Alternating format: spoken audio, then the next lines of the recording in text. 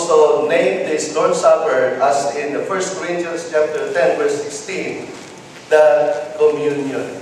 Okay? So when I say the supper, it means the Lord's Supper.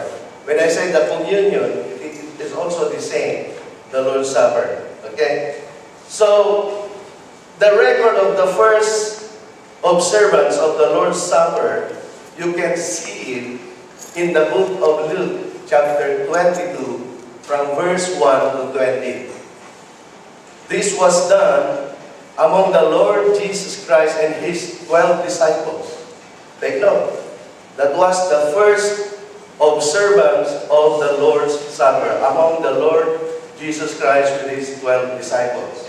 Okay? And from there, Jesus took the bread and the loaf, the ingredients of a common meal in that day, and transformed it into a meaningful spiritual experience for believers as today. Right? So these ordinances were established by the Lord Jesus Christ. Okay? There is a meaningful spiritual experience that we can enjoy in participating the Lord's Supper. But then, however, the value of this experience depends on the condition of the hearts of those who participate. And this was the problem in the Corinthian church. Why? Let us read backwards. 1 Corinthians chapter 11, verses 17. From verse 17, now in giving this instruction, I do not praise you, since you come together not for the better, but for the worse. For first of all, when you come together as a church, I hear that there are divisions among you, and in part I believe it. For there must also be factions among you, that those who are approved may be recognized among you. Therefore, when you come together in one place, it is not to eat the Lord's Supper, for in eating, each one takes his own supper ahead of others, and one is hungry, and another is drunk. What? Do you not have houses to eat and drink in? Or do you despise the church of God and shame those who have nothing? What shall I say to you? Shall I praise you in this? I do not praise you. That was a strong word from the Apostle Paul. To give you the background of this, let us go to Acts chapter 2, verse 42. Because right after the empowerment of the early church, what they do is they always gather together. It's a customary for believers to come together and eat together. And it this gathering climax of the observance of the Lord's Supper. So Acts chapter 2 verse 42 says, and they continued steadfastly in the apostles' doctrine and fellowship, and in breaking of bread, and in prayers. Acts 46. So continuing daily, okay, with one accord in the temple and breaking bread from house to house, they ate their food with gladness and simplicity of heart. So the new or the early church, after the empowerment of the early church, what the believers do is they always come together daily. They continually, steadfastly come together, and one of these things that they are doing is they have a love feast, an agape feast. The purpose of this is for everybody to enjoy. It is an opportunity to enjoy each other. It was called a love feast or an agape feast because the purpose is sharing in love. So, the problem with the Corinthian church was this. Instead of sharing what they have, what they do is they come together, but they have their own groups. They bring food, they have their own crowd, and they eat together. There were various cliques in the church, and that is one of the problems of churches today. When there are cliques, they eat together as family. Now, the purpose of the love feast originally was already lost.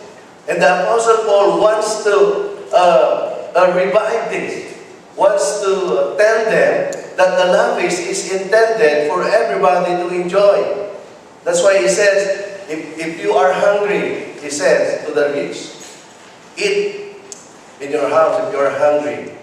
Because the purpose of this is that for those who bring food, it is the only time that the poor members of the congregation will be able to taste a good food.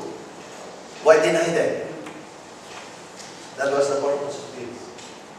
And so, that is the background so that we can understand our text today.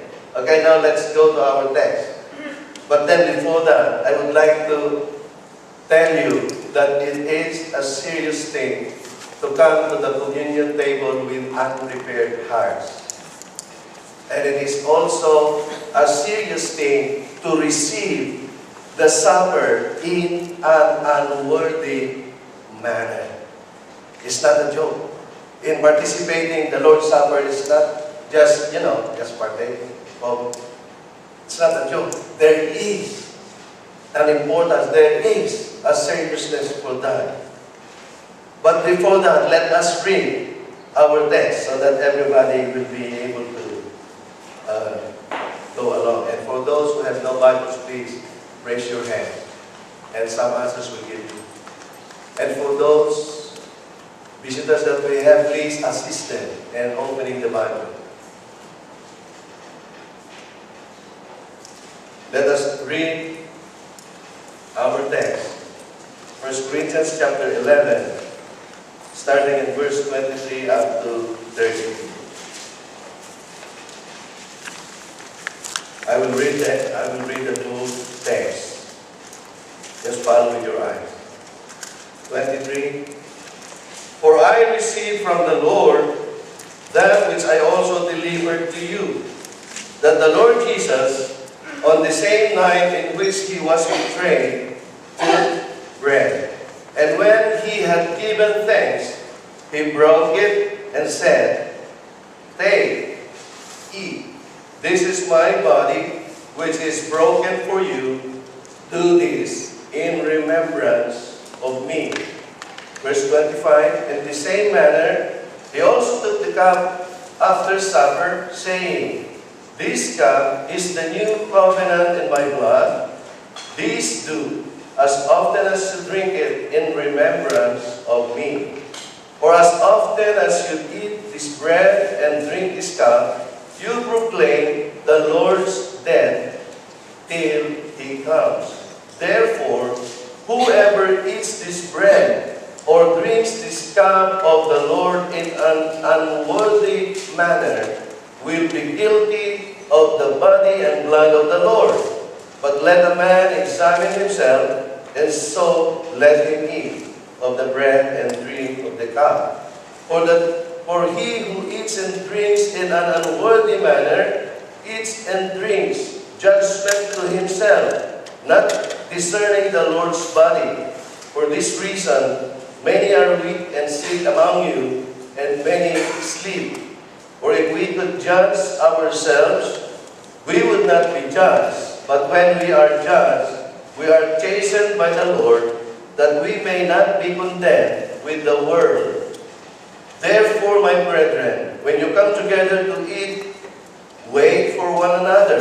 For if anyone is hungry, let him eat at home, lest you come together for judgment. And the rest I will set in order when I come. Okay? So, you see, there is seriousness in participating in the Lord's